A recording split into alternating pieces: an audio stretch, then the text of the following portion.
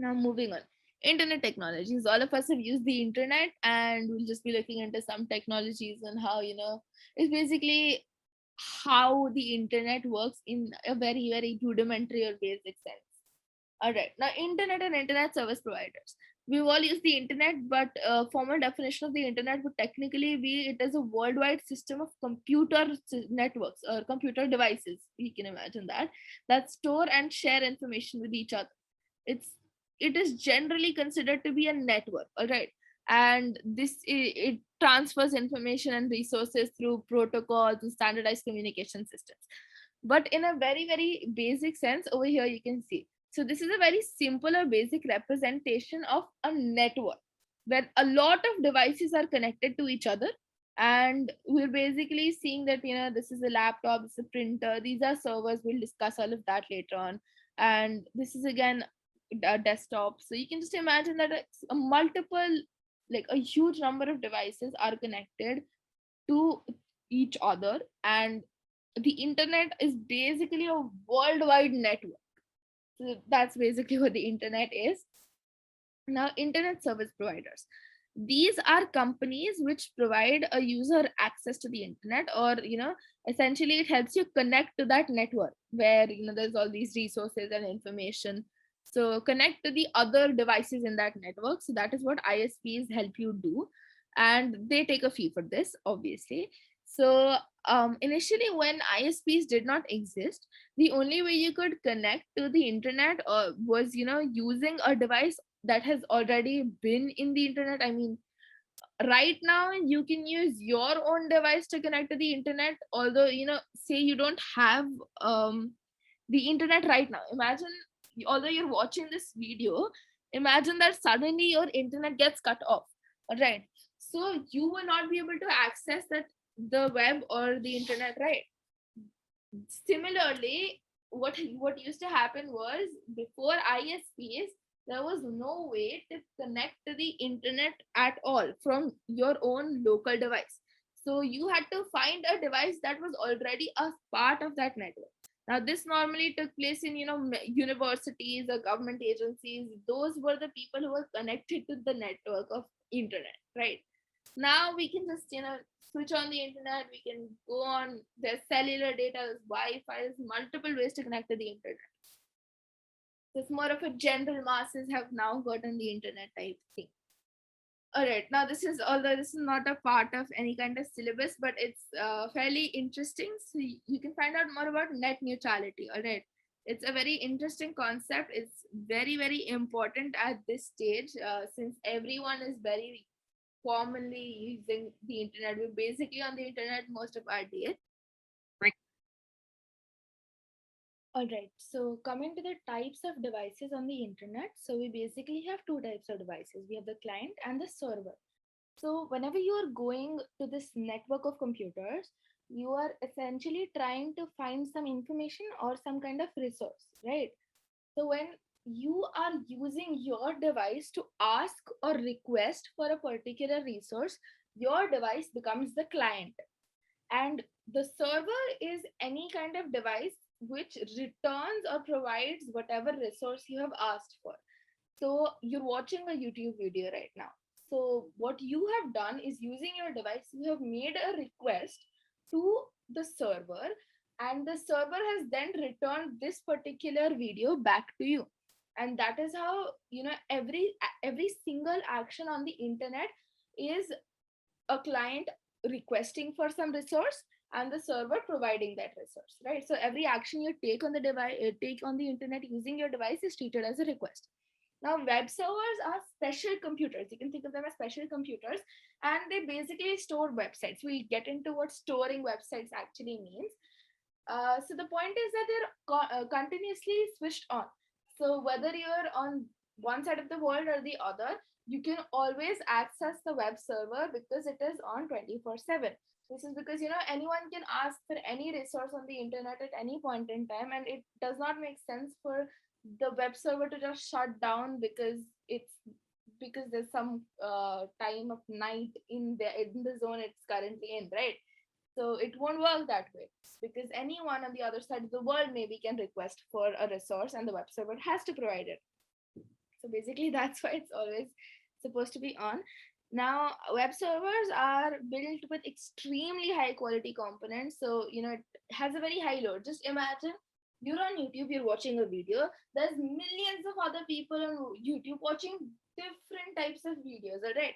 And YouTube has to deal with all these kind of requests. So that's why YouTube has, first of all, it has multiple servers and it spreads out the load. But otherwise, also, every server has to deal with a lot of information and a lot of requests. So it is built to endure this kind of high load. All right. So a network architecture is basically a network in which every device is either a client or a server. So that's what we mean when we say network architecture. All right, moving on. Communication between different devices. So we initially discussed, the different types of communication. And when we were talking about the internet, we talked about the fact that internet communication is regulated by protocols and well-defined communication system. So what a protocol is basically a set of rules, right? And it determines how a device will communicate with some other device on that particular network. So the protocol you use will determine the how it will start, how your communication will start, the speed of your transmission, how the bits will be delivered, the error checking processes used, and basically everything that we talked about during discussing communication, the protocol will regulate all of those factors. All right. So the main protocol, the protocol in which the internet is built, is called TCP/IP. All right. And it's not a single protocol, it's a family of protocols. It's named after Internet Protocol, which is IP, and Transmission Control Protocol, which is TCP. Now, HTTP, which I am sure you must have seen in many websites. So, HTTP :// and then you have www.google.com. All right. So that HTTP is actually a protocol which regulates how information is transferred for that particular website. All right. So we'll learn more about HTTP now. HTTP and HTTPS are basically two different types of protocols. It stands for Hypertext Transfer Protocol. So hypertext is basically whenever one link is linking to some other page. That's what hypertext actually means. So it's the underlying protocol for the World Wide Web. It defines how messages are formatted, transmitted, and what actions servers and clients can take in response to commands. All right. So imagine you just typed, you went to the website of YouTube. So HTTP :/ and www.youtube.com. Right. So when you enter that URL, that sends an HTTP command, which is basically a request, right? We discussed requesting from a client. So your computer, which is the client, will send a request or an HTTP command to a web server. And then the web server will understand, will interpret that HTTP command and will find out whatever resource you need and send it back to your web page. Again, your client, your computer will display the page, and this display is also regulated by HTTP. So it's massively important, you can understand. HTTPS is basically a safer protocol, and it's generally slower. So most of the websites you probably see these days will have HTTPS, because regardless of whether it does transfer a lot of secure information, we prefer that there's some kind of security when we're browsing the internet. So that is why we use HTTPS. And I'm sure, especially if you use Chrome, all right. So you must have seen that whenever you're typing something in the address bar, there is a padlock or a lock type of symbol that turns up beside your website if you're using HTTPS. And if you're not using HTTPS, it is kind of an unlocked symbol. So you can understand whether the website you're visiting is secure or not. And the major use of this is, say, online banking, right? So whenever you're using your credit card or net banking to pay for something, you generally don't want anyone to access that kind of information. So that is why you will use something like HTTPS. It's secure, as the name suggests. All right, moving on. HTML. Now, hypertext markup language, again, hypertext is the way of, using some kind of text in one link to link to another separate page. That's what hypertext means. Markup language is basically, you can understand that as it's a language to write web pages. So an HTML document is basically the language of describing and designing the structure of a web page. All right.